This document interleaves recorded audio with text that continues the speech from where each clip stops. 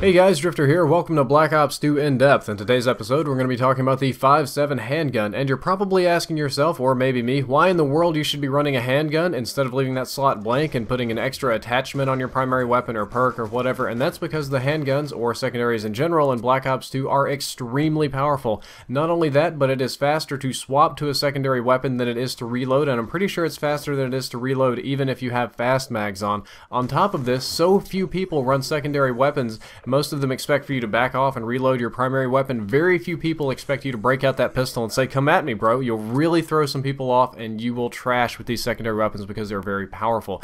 Speaking of powerful, the 5.7 is both a very high and very low damage handgun. It deals 55 damage per shot up close and 19 at a distance. I did not mistype that. That is 55 up close. That means it is a 2-shot kill in close quarters combat, but it will drop off to 6 shots to kill at a distance. This is one of only 2 semi-automatic pistols in the game. Semi-automatic meaning it shoots as fast as you can pull the trigger, but the maximum RPM, the maximum trigger pulls that you can get is 600. That's close to the maximum amount that the average person can pull their trigger. I know a few of you out there are monsters and can shoot faster than this, but I doubt very many of you will be able to shoot faster than 600 RPM, so I would just say this pistol shoots as fast as you can pull your trigger. At this point, after covering the RPM and damage, I would like to talk about time to kill. Unfortunately, the damage on this pistol is so highly variable, the time to kill varies a lot over range. You can kill somebody very, very quickly in close quarters combat because it's only 2 shots, and it might take a long time at range because that's 6 shots, and that's 6 shots with a slow shooting pistol that could possibly miss. The range is a big component on the 5.7. The 2-shot kill range is only 2 meters. That means you have to be right up in their face to get that 2-shot kill bonus going on, maybe a little bit further than that if you're going for headshots. The TAC-45 has a much greater 2-shot kill range than this. I'm going to compare to the TAC-45 a lot because that's the other semi-automatic pistol, but it has a 3-shot range of 17 meters, which is excellent. That's better than most pistols in most Call of Duty games. I would expect you to get a lot of 3-shot kills because the recoil on this weapon is very low. The visual recoil is very low, and the amount of recoil that your gun is actually kicking is extremely low. I did some wall tests, and at pretty much any range it had almost 0 recoil. I had a very tight little cluster of shots. This weapon has less recoil than SMGs, assault rifles, and everything, and if you're able to aim it accurately, you can ping people at long ranges very easily.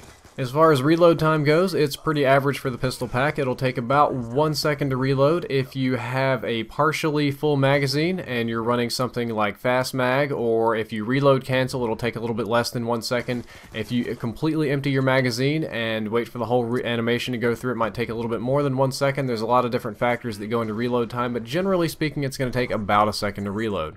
Another interesting thing that all weapons in Black Ops 2 have that weapons in other Call of Duty games didn't have is they have a knife speed. The weapon that you're carrying affects the speed of your knife. In the case of the 5.7, you actually knife a little bit faster with it. You get 105% knife speed, so you can ding somebody just a little bit faster. And of course, your run speed is 100%. The pistol's not a heavy weapon, and you can run as fast as you want while carrying it. As I mentioned before, the weapon swap time is extremely fast. That's pretty much the only reason to have the 5.7 as a secondary, and it's one of my favorite secondary weapons because you can pull it out very, very quickly and start shooting accurately down range. You'll have a lot of bullets to spare as the magazine size comes standard at 20 rounds. That is the largest of any pistol that I know of. That's actually larger than the machine pistols in this game. Unfortunately, when you put extended mags on it, this only goes up to 26. I thought I was going to get like some huge extended mags. Nah, only 26 on the extended mag, so I would say that's not a very good attachment.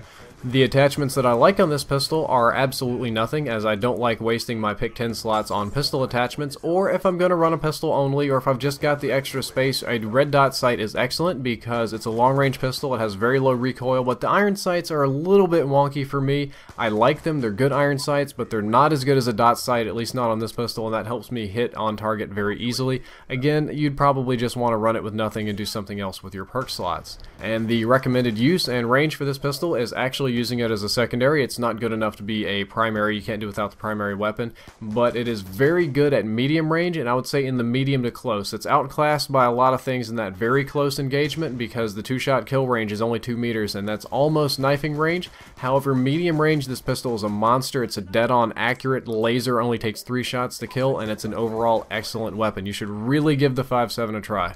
Well guys, that's all for this episode. I hope that you enjoyed it and that you learned something useful. My previous episode was about sentry guns, both their stats and some strategy on how to use them, and the next episode is going to be on the TAC 45 handgun, which I like even more than the 5.7, and I have some other cool things to talk about. And of course, as always, if you enjoyed the content, don't forget to subscribe. Drifter out.